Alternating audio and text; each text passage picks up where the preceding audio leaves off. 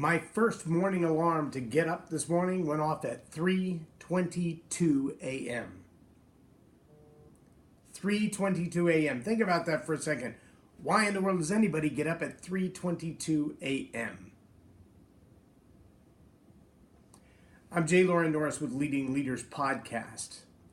My alarm went off at 3:22 a.m. because I set it to go off at 3:22 a.m. so that I could walk across the hall and make sure that my son was up because he had to go to work. And sure enough, he was already up and didn't have the lights on, but he was starting to get ready and putting his shoes on, and he was out the door and off to work before 4 o'clock this morning. Before I got in the shower, his older brother was out the door and off to work before 6 o'clock this morning. I think he left about 5:15. I know both my daughters are going to be working today too. One of them works in a hospital. Sometimes she works overnights with the newborn babies that are smaller than a cantaloupe. The other one works really cushy hours. She's the 8 to 3 kind of girl in a plastic surgeon's office. But all of them have one thing that seems to be sadly missing among a lot of millennials. And all of my kids are millennials. My youngest is 20. My oldest is 28. They're all millennials. But they have something as a gift, I believe, that they've had since they were toddlers, because from the time they were old enough to walk and talk and carry on a conversation, I've said to them, look, if you're going to be part of this family, you're going to pitch in. If you want to eat the food in this house, you're going to have to do some work in this house. And as we've owned businesses and run businesses and done events and participated in other people's events, we have never been the ones to stand idly by. We've always been the ones to pitch in. Sometimes even if it didn't mean getting paid, it was just something that needed to get done. We made sure that it got done. And I believe of all the things that I could have given my children, sure, they would love if I died and left them a couple of $1 million. That's probably not going to happen, but who knows? They would love if I left them a big fancy house to fight over. They would love if I left them supercars in every garage. But I think the thing that they have, that so many people their age don't have, that is worth so much more money, is a work ethic. See, I know when my 20-year-old son gets up to be at work at 4:30 in the morning, when he's awake at 3:25 so he can be out the door by 4 and on the job by 4 o'clock in the morning, he's doing something different than the average 20-year-old is doing. When my 21-year-old is leaving here at 5:15 in the morning so he can clock in by 6 o'clock in the morning and be done with work by 4 o'clock in the afternoon, he's doing something the average 21-year-old is not doing. That work ethic will carry them a long, long way if they never abandon it.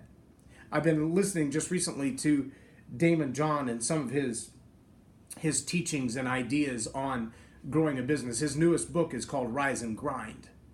And he talks about the fact that you've got to schedule time for certain things. You've got to be willing to be dedicated and devoted to certain things. You've got to be invested in your business practices, your family, your health.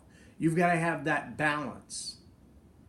But the big difference between those who succeed and those who don't is the amount of time they sit on the couch with Doritos. The big difference between those who start and run their own business all on their own, sometimes from a shoestring budget or no budget at all, is the difference between those who sit on the couch and those who don't. Those who are willing to do the work and those who won't. My youngest son called me the other day because he was having car trouble. He said, Dad, I think my radiator's busted. I said, well, you have to change it then, won't you? Well, that doesn't mean call a tow truck and haul it into somebody. That means an inquisitive 20-year-old man says, all right, so how do I change a radiator? And he gets on YouTube and he looks it up and he finds a radiator and he says, can I borrow the money for 24 hours to buy the radiator? So I loan him the money to buy the radiator. 24 hours later, he hands me the cash back. He puts the radiator in his car with a friend of his in the middle of a parking lot at 10 o'clock at night.